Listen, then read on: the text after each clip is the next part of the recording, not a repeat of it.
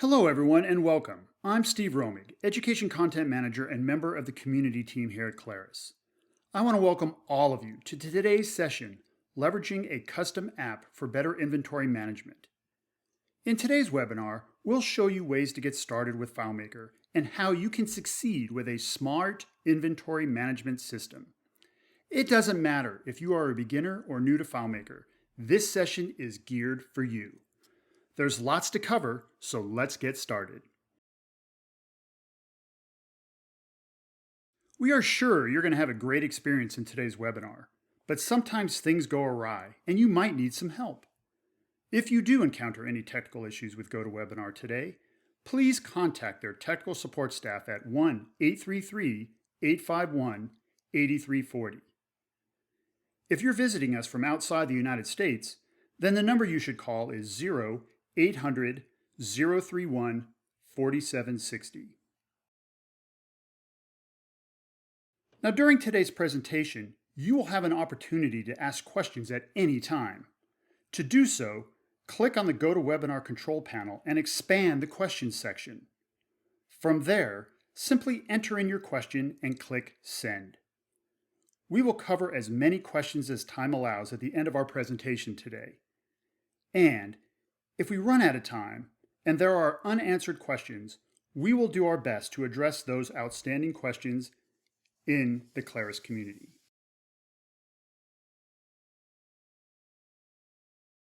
Let's begin by covering what is Claris FileMaker and how do people like yourselves get started. Claris FileMaker is an app development platform that has a proven track record of helping problem solvers build powerful business solutions for 30+ years. We have over 1 million customers all over the world and many from Fortune 500 companies. Claris FileMaker offers the flexibility to access your custom app from pretty much anywhere, including macOS, Windows, iOS, and other mobile devices, and web browsers. Apps that you want to share with others can be hosted either in the cloud or can be deployed on a local server that you maintain yourself. Most people new to FileMaker start by using our built-in free customizable solutions that cover a wide range of tasks, including managing contacts, invoices, project management, and field research, just to name a few. And if you need some additional help along the way, we have a vibrant user and development community with thousands of Claris developers from all around the world to help you get started. I'll share some additional useful resources at the end of today's presentation, so stay tuned. The Claris FileMaker platform is more than just FileMaker Pro. Let me take a minute covering the various products and technologies that make up our platform. Claris FileMaker Pro is used to create all of your custom apps and is also the application you use to run your applications on Mac and Windows machines. Now you can take those apps and securely share them with others using either FileMaker Cloud or an on-premise version of FileMaker Server. In both cases, you can start sharing with teams as small as 5 users and add more users as your needs grow. Now those same solutions you designed in FileMaker Pro can also be used on a compatible iPhone or iPad using FileMaker Go, a free download that is available on the App Store. And for those users who want to access your custom apps using a web browser, we have FileMaker WebDirect. And finally, we have Claris Connect, a dedicated product for integrating with other applications and web services and for automating your workflows. Claris Connect is a cloud-based integration platform that allows you to create entire workflows by connecting applications and web services together. For example, maybe you'd like to add a new subscriber to your contacts list in MailChimp when a new contact is created in Outlook. Or perhaps you want to send a Slack message to a group of users when the status of an order changes in your FileMaker custom app. The possibilities are virtually endless. And these possibilities can be integrated in minutes and not days using a simple point-and-click UI to build out your workflows.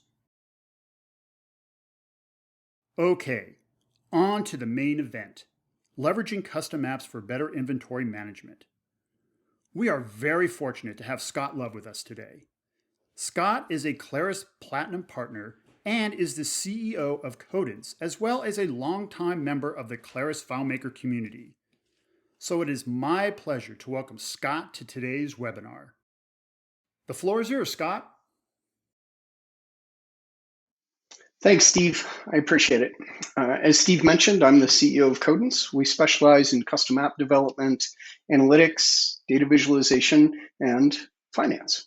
We also sell Genesis Accounting, a full accounting solution built natively in FileMaker that allows our clients to interoperate entirely within the Claris platform. And as it turns out, finance and inventory are close cousins to each other. And so it's a natural fit for me to have an opportunity to chat with you today. So I appreciate it. Thanks. For today, it's a bit of a misnomer to talk about inventory in the singular. There's really all kinds of different companies out there and businesses and a lot of variety of how they manage inventory. So what I'm hoping to do today, in order for this talk to be relevant for you, is to talk about the Claris platform and how a business approaches even thinking about what technology is a right fit for inventory for them. And then talk about some of the common challenges or complexities that can crop up with inventory. I won't dwell on that because actually there's a lot and it's very specific to any given business. But then mostly I want to inspire you and I want to give you some examples of inventory solutions that are specific to various businesses. And while those businesses are going to be different than yours, no doubt, I'm hoping that it'll give you some ideas and we can figure out what next steps you might take with the platform and your software challenges. So when you're talking about inventory, just as I mentioned, there's no one size fits all thing out there. You might be a pickle vendor where literally your inventory is a bunch of pickles in a barrel, and you buy new pickles or you make new pickles, you put them in the barrel, and sure enough, as you sell them, your inventory ebbs and flows. That's a very simple example, obviously. And then one of our clients is an aerospace company.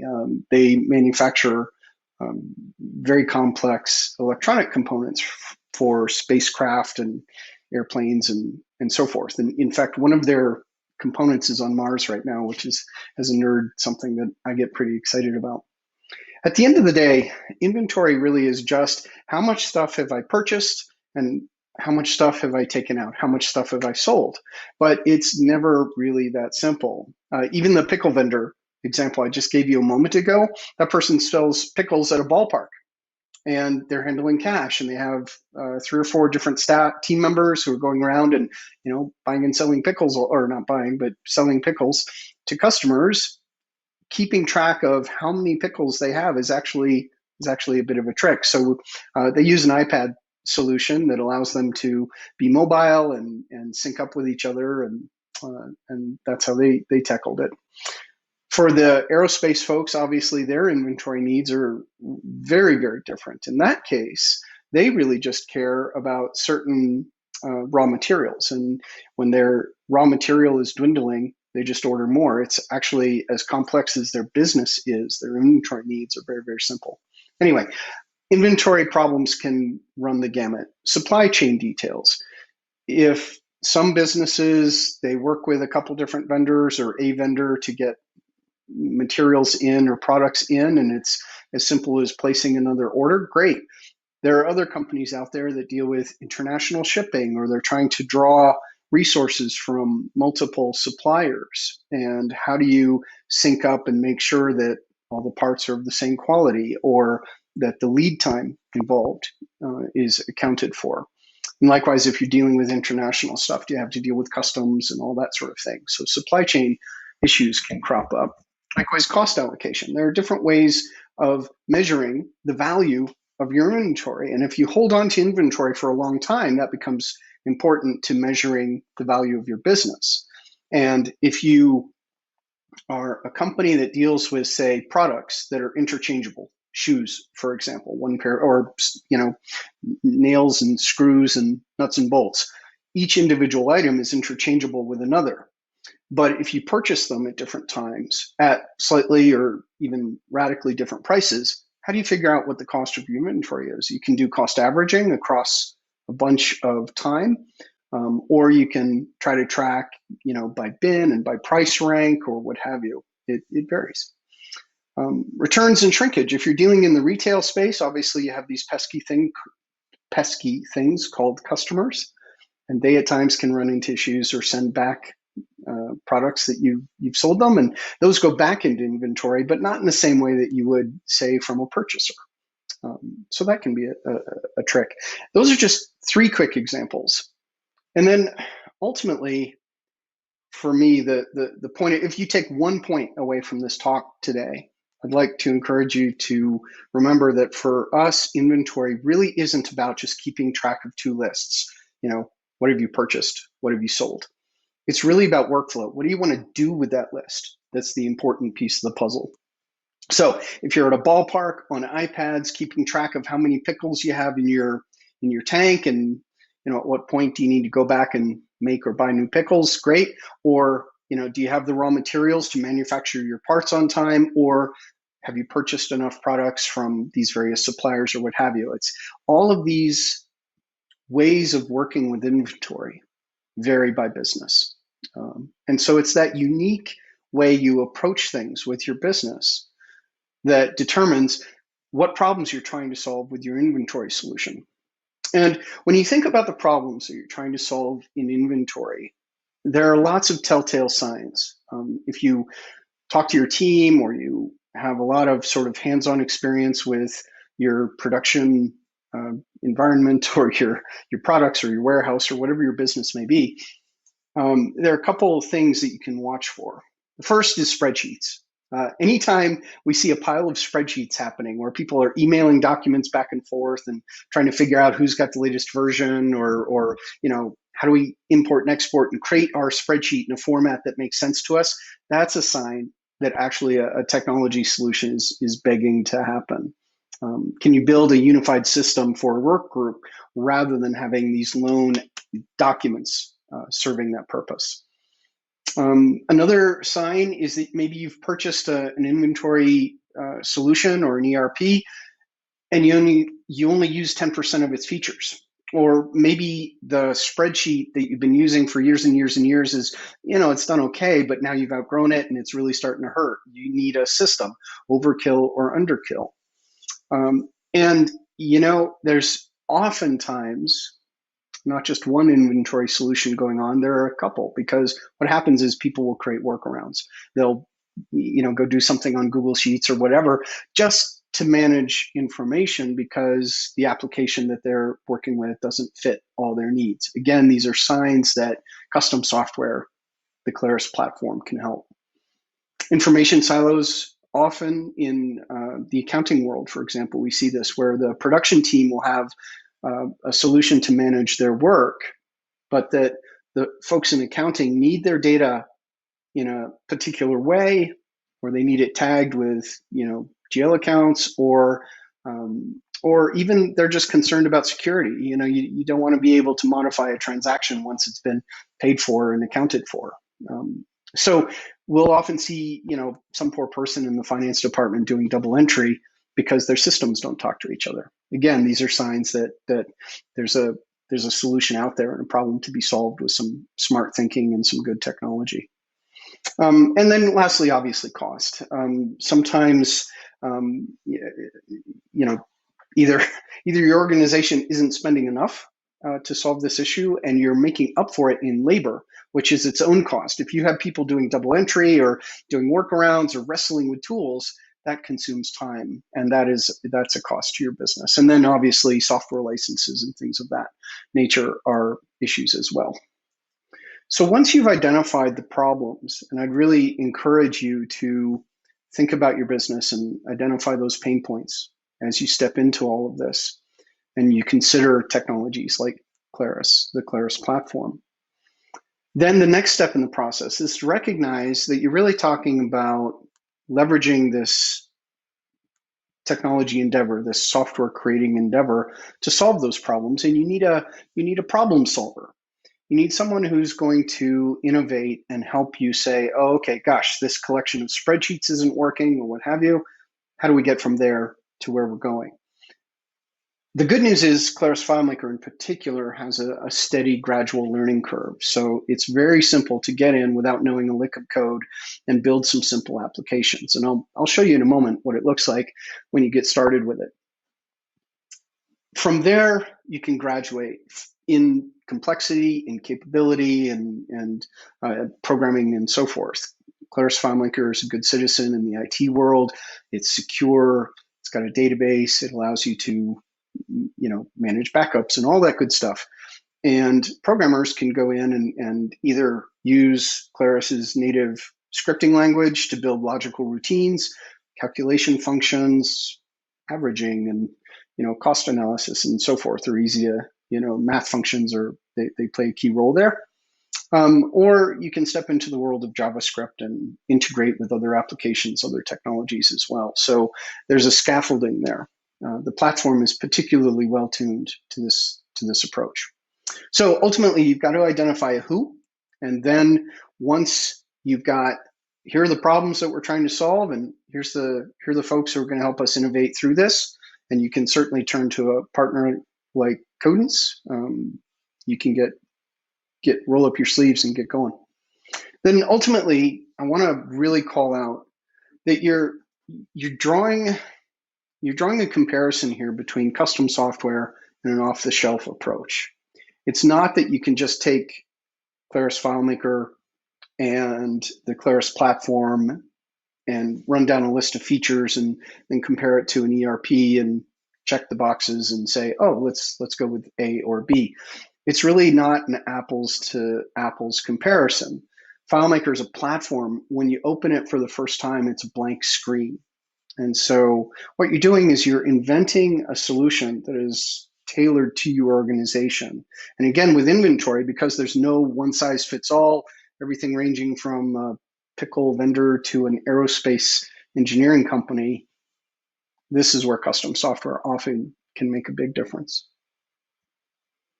So let me step out of the conceptual and give you some specific examples. I think that'll be helpful and hopefully inspiring. The first example I want to give you is for an embroidery company, and they've actually got an interesting inventory challenge. As it turns out, I've learned something about embroidery and about thread. You buy it in spools and you consume it in yards. And that presents an interesting inventory challenge for us because as a job runs through the sewing machines that are, stitching letters on, caps or jackets or t-shirts or what have you, I've learned another thing, that a G consumes more thread than a C does. And so fortunately, the machines report back to our data system how much thread they consume in a given job. And because this is custom embroidery we're talking about, you might have somebody's name that is, Poindexter, lots of letters, or Scott, shorter letters. And so you can't just calculate what you think your inventory is going to be in any given moment. You need to measure it precisely. And because we're talking about embroidery, you might imagine that people's brands are often involved. We've got Codence, logos on hats. We care about our color purple. If you run out of a particular thread, that often matters to customers. And so on the workflow side of things, it's an interesting puzzle. And you'll notice in the middle column here, we've got some alerts about inventory in the application, and one of which, the pink one there, is over allocated. So what do you do about that? That's a good question. And again, that's going to be specific to your business. The other thing I want to call out, though, is they have actually different inventories as well. I'll touch on that in a second.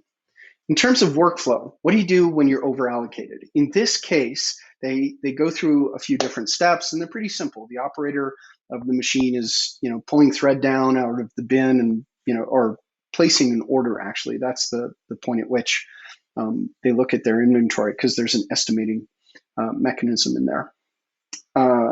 You can order new thread from your vendor. There's a calculation as to expected lead time. If that's okay, then notify the customer and you're good to go. You can suggest different colors of thread. And again, this 1, 2, 3 step response to an over allocation is just unique to this particular business. The other thing to think about is these folks actually have 3 different inventories. They've got thread, that's the table on the bottom of my diagram here, but they also have products. In other words, they buy hats and t-shirts and jackets, and they have a certain number of hats and t-shirts and jackets in stock. How many in stock? Do they have enough on order to fulfill their customer orders? And then the other thing that they have is what are called customer goods, because their customers will at times have their own materials, their own hats and jackets and whatnot. They'll send them 1,000 baseball hats, and then the embroidery company will work down that inventory and consume those customer goods in fulfilling orders. And they need to know when those goods are running out. In this specific solution, these folks dealt with that as 3 distinct separate inventories because the workflows were different and they weren't interchangeable and they really weren't the same things at all. So they've actually got 3 inventory systems, not 1. Let me move on. Let me give you another example. And again, I mentioned that we'd show you FileMaker out of the box. When you first open up Claris FileMaker, you have the option of starting with a blank solution and literally blank screen. You start choosing your data tables and data fields to add to a solution, or you can start with a starter app. And there's an inventory starter app. This is what it looks like. Right out of the box, it comes with a very simple mechanism to track parts, to track costs, and then a running tally of stock as you put stock in and take stock out. There's your basic inventory. It's a very simple solution. As you can see, there's not a whole lot to it. And the beauty of the platform is that you can then add on to it and make it your own. The first thing you'll need to do, though, I think programmers often think in terms of, structure, but in addition to structure and workflow, the data itself is important. So the first thing you're going to want to do is import into the solution. You can import from a variety of different formats in Claris. Spreadsheets, certainly, another FileMaker solution, other databases, and so forth. And it's just a simple column mapping exercise where you pull the information in. Once the data is in, that's what it looks like in FileMaker. You can then perform searches, and there's a list view, so you can see a list view of your parts and then flip between that list view of parts and then the detail for any individual part. Again, I want to drive home, this screen has just been tailored in this particular case to suit a sort of a generalized sense of what managing inventory is all about. You can lay out your screen however you want. And to that end, we can customize things. We can add data to our database. In this case, product status. Let's say, for example, we want to track the overall status of a product. Has it been, say, discontinued or something like that? So you just go ahead and add a new field to your database. In this case, we might want to control what the values are for that field. So we give users some specific choices for that. We set it up as what's called a value list. And then from there, we lay it out onto our layout. And it really is just a case of dragging the field onto our layout and then moving things around and making room for it on your interface. And the thing I really want to drive home is you'll notice in this very quick example, I haven't done any programming at all. No scripting, nothing. This is an example of the low-code environment that FileMaker provides and how you can step into things. Let me give you another example. This is for a retailer, and in this case, they're a comic book retailer. And they've got an interesting inventory challenge because in this case, their parts, if you will, are very much not interchangeable. A 9.4 graded copy of Batman 181 is worth a few $1,000s, and a beat up copy that has been colored on is not. And this specific instance of your inventory is worth a certain amount of money, and when you sell it, you've sold that item. So it's not a case of interchangeable inventory.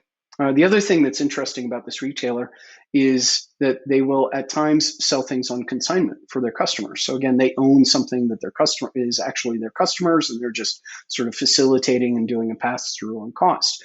As they calculate the value of their inventory, they've got to make sure that they understand if something is on consignment or if they themselves have purchased it and own it.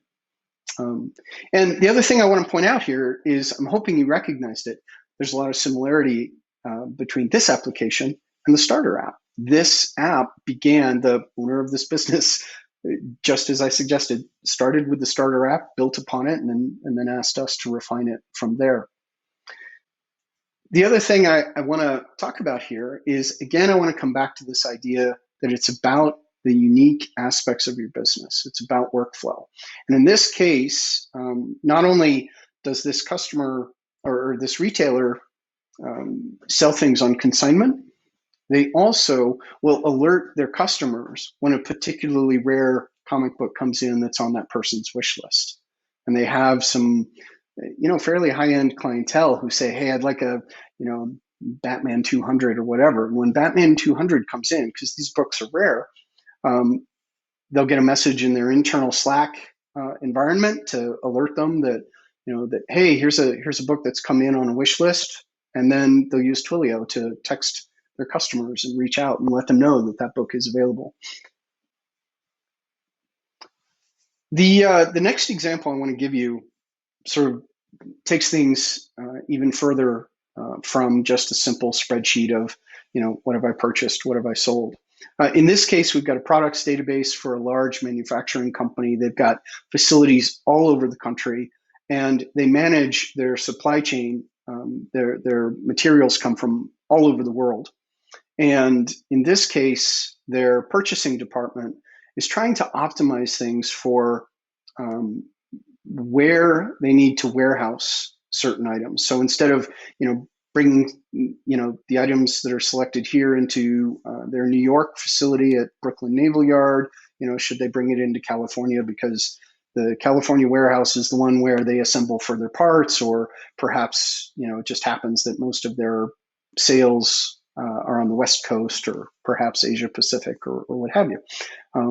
So in looking at the supply chain analysis, it was helpful for them to see it visually. They wanted to see a map. And for that, we turned to Tableau integration. And so here we've got a FileMaker database in the background, and in the foreground, you're working with Tableau, and they're perfectly integrated and really a great use of the right tool for the right job. Another integration story is, in this case, these are customers who wanted to live and breathe on the Claris platform, and so they've turned to us to integrate with our Genesis accounting solution. So the beauty of this is that, again, we can fully interoperate. Their financial data is available to them in their FileMaker solution. It's available to them in their Tableau environment. And they can rest assured that, you can't just delete a transaction from 2 years ago and suddenly your books don't add up.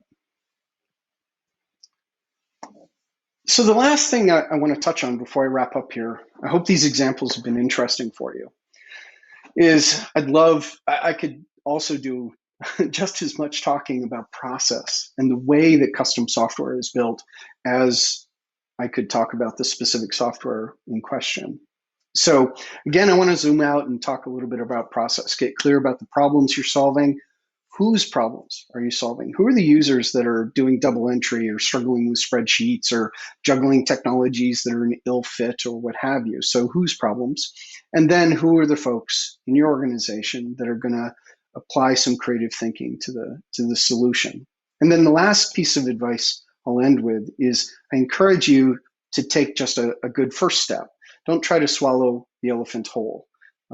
If you've got, say, for example, shipping is a problem for your organization, and you can build a little app that integrates with FedEx and UPS or what have you, great, do that. Get started, get some fluency with custom software, get some capability in your organization for innovation, and then go from there. I hope this has been helpful. I love to talk about this stuff, as you can imagine. If I can be of any help, please do reach out. Thanks for your time. Thanks, Steve. Over to you. Thank you, Scott. That was great information. Now, before we get to the Q&A, let me point out a few additional ways you can roll up your sleeves and begin creating your own custom apps with FileMaker. First, you can download a 45-day trial of FileMaker Pro and use the Inventory Management Starter app. Starter apps are free to use and include examples of scripts and layout objects that you can customize any way you see fit. Next, check out the Claris YouTube channel for other content to aid you in getting started. And finally, after this webinar, we will be sending you a link to the Inventory Management ebook. It is a quick read that includes great information about custom apps and inventory.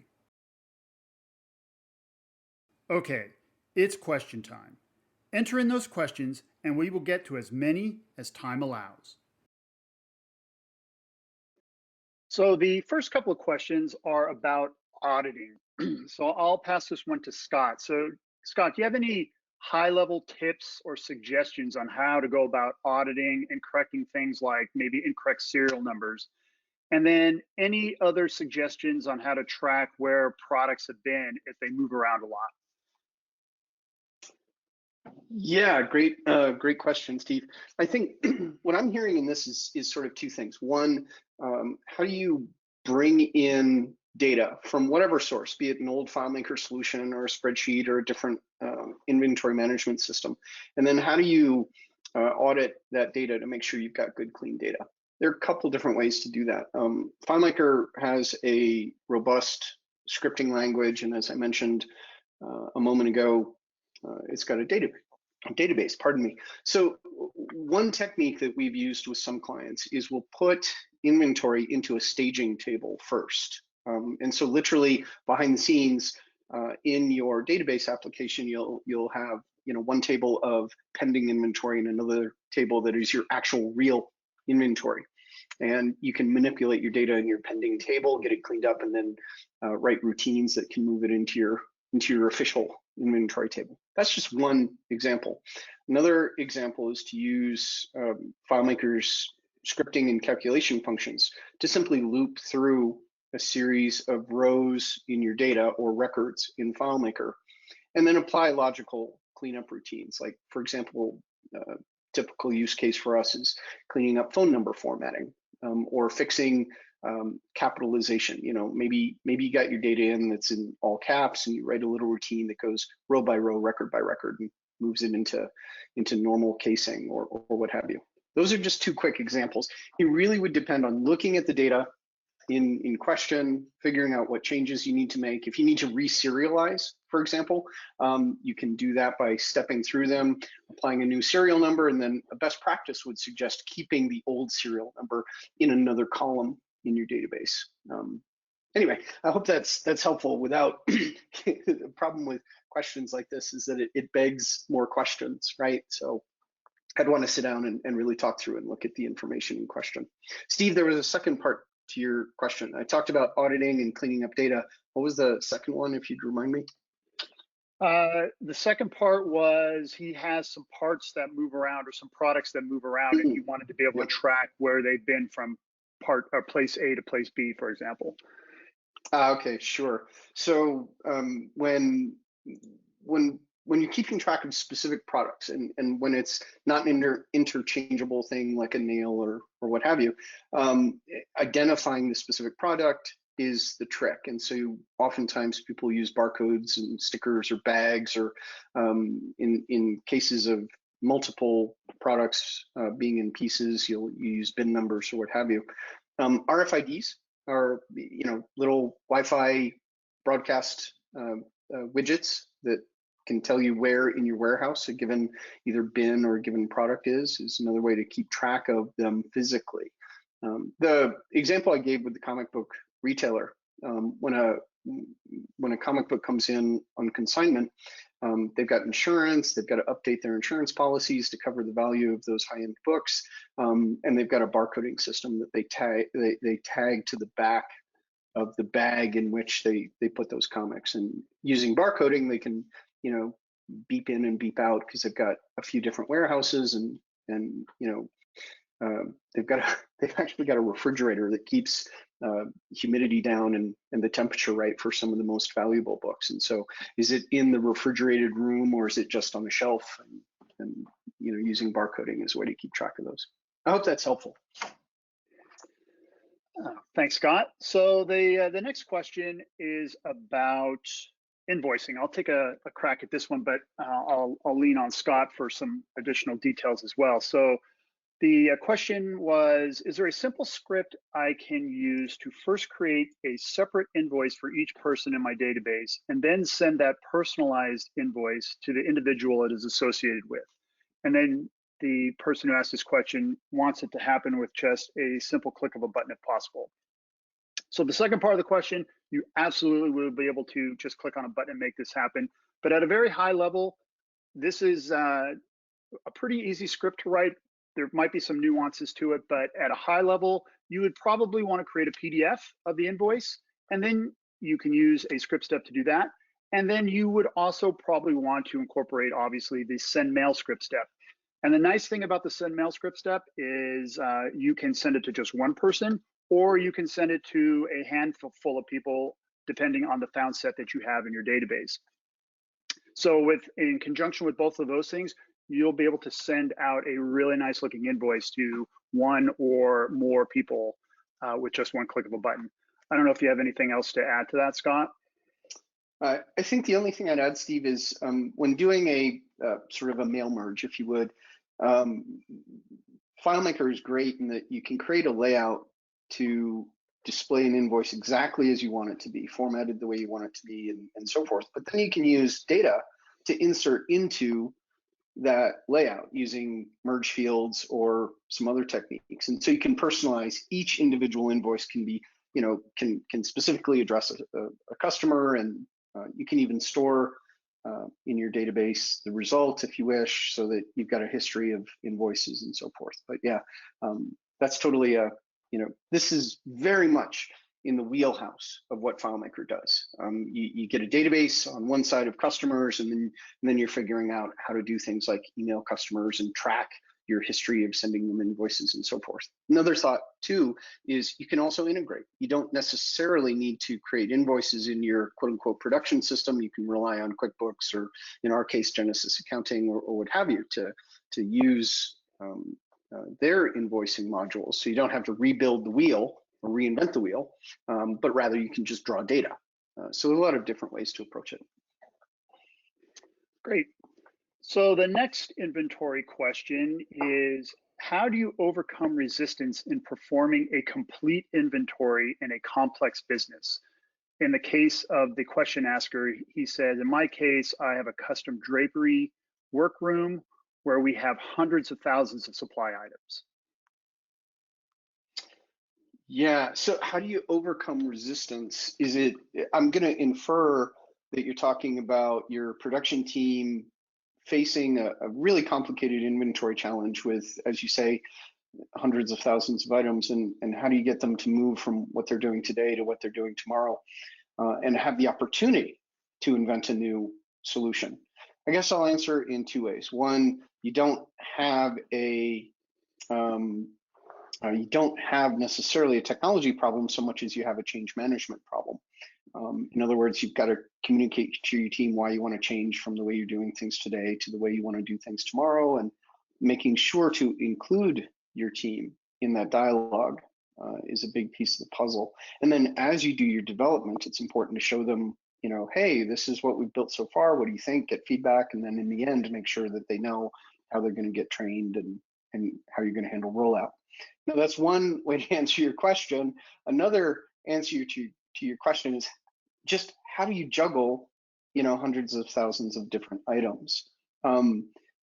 Unfortunately, I tend to cop out in these moments and say it really depends. I'd have to roll up my sleeves with you and understand your business in order to give you a relevant answer. But I would say that in handling huge volumes of inventory, the question is most about, do you need to be exact? How precise do you need to be? Do you need to track each individual inventory item, the cost that you spent bringing it into your inventory, Do you have to do cost adjustment? Do you have to do physical count to make sure that it's all there? Or can you be imprecise? Can you say, I'll give you an example in the thread thing that I just touched on.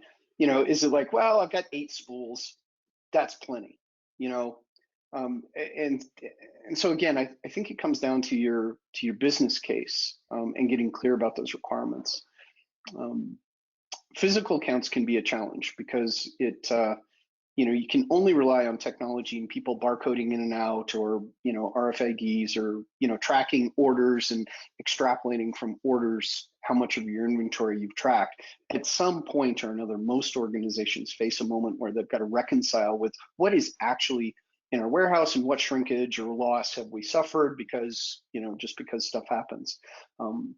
That can be a tricky piece of the puzzle. Okay, great. So the next question, not necessarily inventory related, but still a good question and good knowledge to know. What are some of the general best practices for image and scan document storage in FileMaker? Should I use a separate file, a separate table, or just container within the product table, for instance? Do we have any suggestions for this question? Sorry, Steve, you actually cut out. I lost the last half of your question. Can you repeat that? Basically, the question was just about some best practices for image and scan document storage in FileMaker. Do you put it in a separate file, separate table, that kind of thing? Yeah. See, I feel like such a fraud in these moments because I almost always say, well, it depends. So, and if you ask an engineer if something's possible, of course the answer is yes. But to give you some best practices about image storage, FileMaker allows you to display images from other sources. It can also store images directly in container fields, and it can handle external storage that FileMaker itself manages, but isn't actually stored in the physical database files. So those are the 3 options generally. And of the 3, unless you have a very, very simple need, like you want some, icons or, people's photographs or something for users to log in and see, I don't recommend storing things locally in a FileMaker file in a container field. Generally, a best practice is to use FileMaker's more current feature of external storage management of images and documents. The reason for that one is just because you're able to back up those image files or those documents in different ways than your core database. And if ever something happens to your database file, God forbid, your actual external documents and images and so forth are not as affected. And then thirdly, it makes the file much smaller and easier to back up, and easier to move from hard drive to hard drive and so forth. It's also possible to handle security a little bit differently in that case. So by and large, my advice is to store documents, PDFs, images, all that kind of good stuff using FileMaker's managed external file stuff. Okay, so it looks like we have time for probably one more quick question. And the question is, what is the best method to have multiple work sites talk to the same database? That question probably has 2 answers, unless there's more to your question than that. But you can either use FileMaker Cloud or an on-premise version of FileMaker Server. Both of them would allow multiple people to be working on the same file at the same time. That doesn't mean they have to be in the same building. They can be halfway around the world and still be working in the same file. So you can use either one of those. We have information on both of them on our website, so you can pick which one works best for you. I don't know if you have anything else to add to that, Scott, before we wrap things up. Yeah, I think hosting is a whole different sort of domain of thoughts that you have to sort of work on when you're building a system. One of the very simple answers I have is that it's important for us to know when we're working with a solution, are we going to be working on the same network within the same sort of building, if you will, or do we need to consider deploying across a WAN? And if it's deploying across a WAN, FileMaker opens perfectly well across a wide area network, but it depends on how you've built it and how you've programmed it as to how it performs. It's not the same as building a website that you query a web server, it gives you a page, or it sort of scoops up the code for the page and the data and then sends it to the user, and the user just sees it. It's sort of on the web side of things, it's sort of a fire and forget model. FileMaker has a live connection always to its database. And so if someone in Toledo makes a change, someone in New York sees that change immediately. And that's a feature, that's a good thing. But it means that programmers need to consider what they're displaying and how they're storing information in FileMaker and what you're presenting on any given layout in order to control performance. Now, when you have a particularly rich set of layouts with lots and lots of data, or lots of calculations going on and lots of talking back and forth between the client and the server, then there are techniques that involve different hosting and remote desktop or terminal services approaches, or what have you, that can, or Citrix. Those are some of the broader solutions that can mimic essentially a LAN experience across a WAN. So there were sort of two answers jumbled in there, forgive me. One is, you can tune a FileMaker solution to perform well across a WAN, but you need to be mindful about that. And then secondly, you can also replicate WAN performance to a large degree using other technologies. Okay, great.